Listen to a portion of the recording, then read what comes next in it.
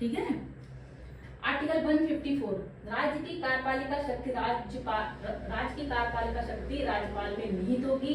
वह इस शक्ति का प्रयोग स्वतः कर सकता है या अपने अधीनस्थ अधिकारियों द्वारा करते हैं। देखिए हमने पढ़ा था आर्टिकल 53 राष्ट्रपति का, जब हमने पढ़ा था कि संघ की समस्त कार्यपालिका शक्ति राष्ट्रपति में निहित होती है।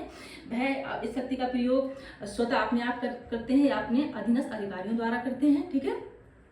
ऐसे ही आर्टिकल 153 में दिया गया है, सॉरी 154 में दिया गया। अब हमने 53 आर्टिकल में हमने राष्ट्रपति के बारे में पढ़ा था, ठीक है। आर्टिकल 154 में हम राज्यपाल के बारे में पढ़ेंगे, ठीक है। 53 में हमने क्या पढ़ा था, अभी जब हमने राष्ट्रपति का लास्ट वीडियो खत्म किया था, संघ की समस्त कार्यपालिका शक्ति राष्ट्रपति में निहित होती है। सेम ऐसे ही राज्य के लिए होता है, राज्य की समस्त कार्यपालिका शक्ति राज्यपाल में निहित होती है। जैसे केंद्र के लिए हमने पढ़ा था समस्त कार्यपालिका शक्ति राष्ट्रपति में निहित होती है। प्रधानमंत्री मंत्रिमंडल के प्रधानमंत्री जी अपने सभी मंत्रियों के सहयोग से कार्य करते हैं। ऐसे ही सेम जो राज्यपाल हैं, ठीक है, वो मंत्री और मंत्रिपरिषद के अकॉर्डिंग काम करते हैं। देखिए एक उदाहरण के द्वारा समझते हैं, बहुत अच्छे समझ में आएगा।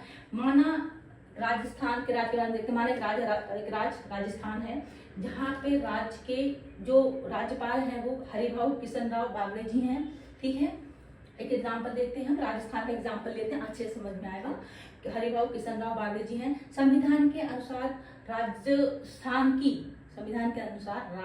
राजस्थान की समस्त कार्यपालिका शक्ति हरिभाऊ किशनराव बागड़े जी के पास है, ठीक है। संविधान के अनुसार उनके पास समझ सकती है, ठीक है, इस राज्य की। लेकिन हरिभाऊ जी हर काम खुद नहीं कर सकते, ठीक है, खुद नहीं करते हैं, सॉरी कर सकते हैं, खुद नहीं करते। जैसे कि स्कूल खोलना हो गया, ठीक है, सड़क बनवाना हो गया, कानून लागू करना हो गया, खुद तो सब काम नहीं करते, है ना।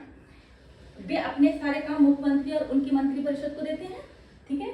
यानी मुख्यमंत्री जी और उनकी मंत्री ही असल रूप में काम करते हैं, ठीक है। वो तो जैसे ऑर्डर दे देते हैं, ठीक है, और इसके बाद जो मुख्यमंत्री और मंत्री जो सलाह देते हैं उसके अकॉर्डिंग काम भी करते हैं वो, ठीक है।